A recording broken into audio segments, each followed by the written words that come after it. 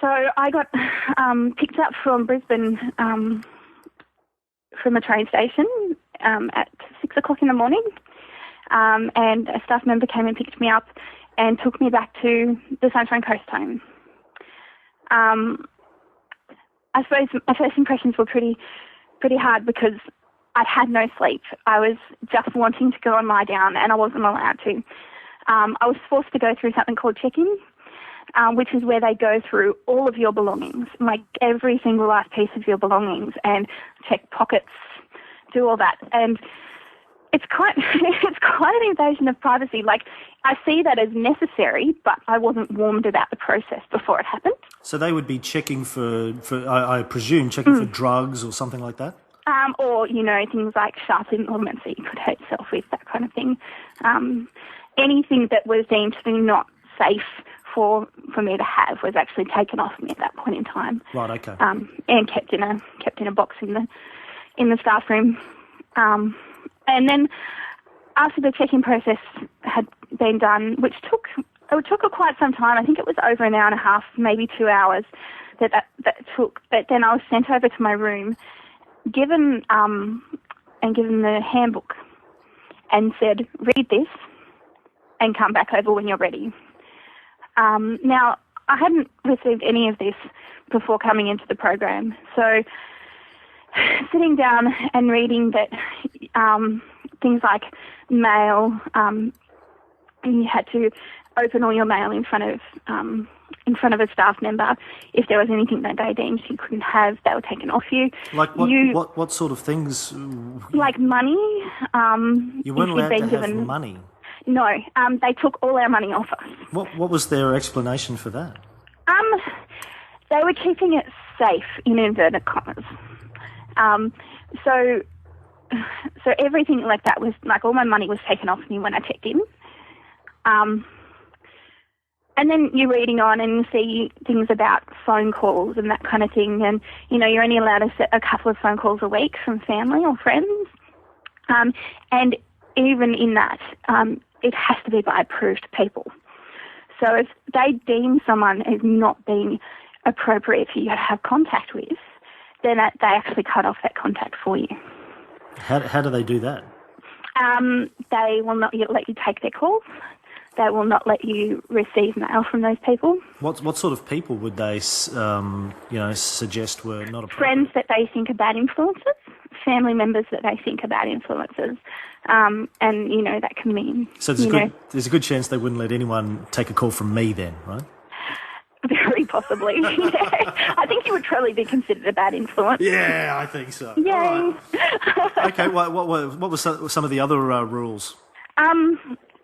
I think, you could only have showers at certain times, and you were actually given a time. It was either morning or night that you could have a shower. It was a 15-minute slot that you had the bathroom for. Then there were certain rules about what you could and could not talk about in the house. Now, this is just the really, really crazy thing I find, that you're not allowed to talk about what has brought you to Mercy with the other girls in the program.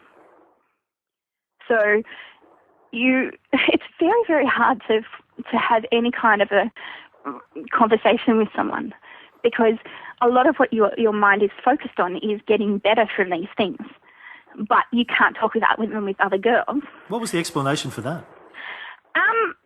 I don't really know. I know that they see it as it could be a disturbing influence on other people, that they might find disturbing what other people have been through. Right.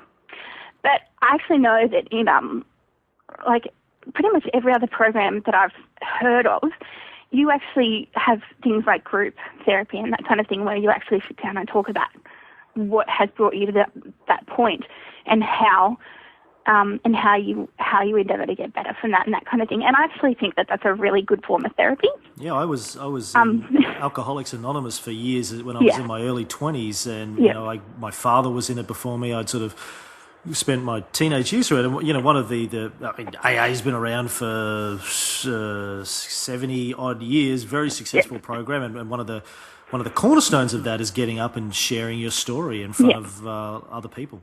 And it's actually one of the steps of recovery, isn't it? Absolutely. As far as I'm aware. I've never been through that, but I know one of the steps of recovery is actually sharing your story with someone. Yeah. But Mercy don't like that idea, though. No, apparently not. Okay.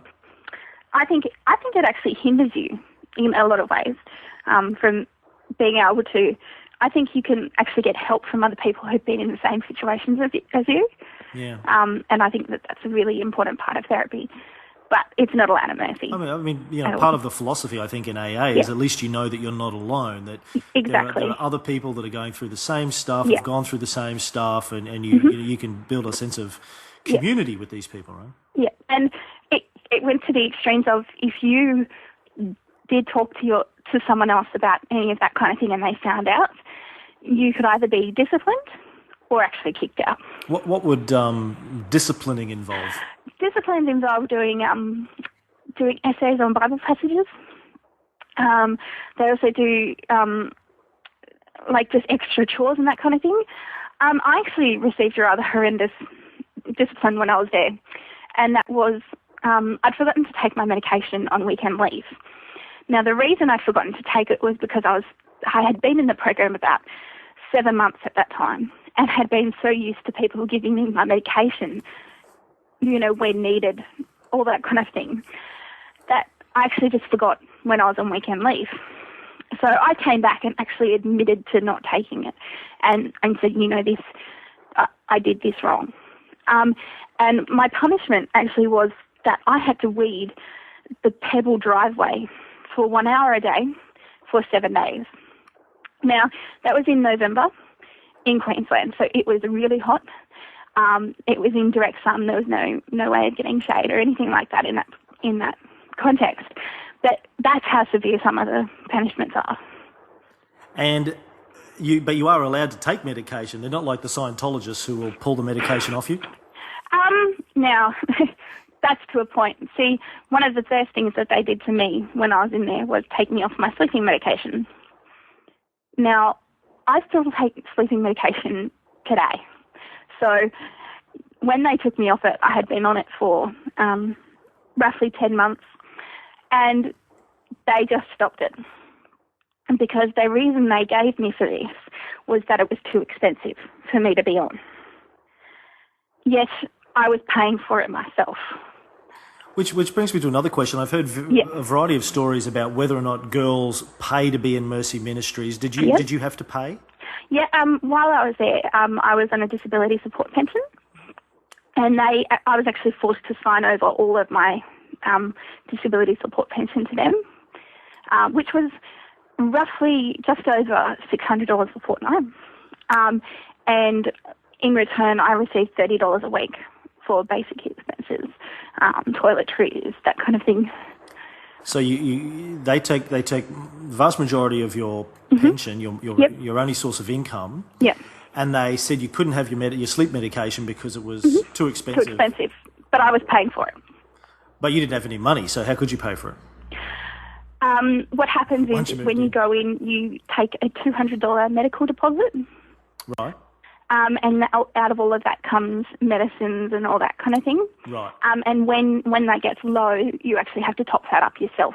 So I often have to call my parents, that kind of thing, and say, can you give me some money to put in my medical fund? So the $600, was it a week or a fortnight? A fortnight. $600 a fortnight, that didn't go towards your medication. That just went to what, room and board and food? Pretty much, and stuff. Okay. Yep. But when you forgot to take your medication on the weekend, they made you weed the garden an hour a day for 7 days.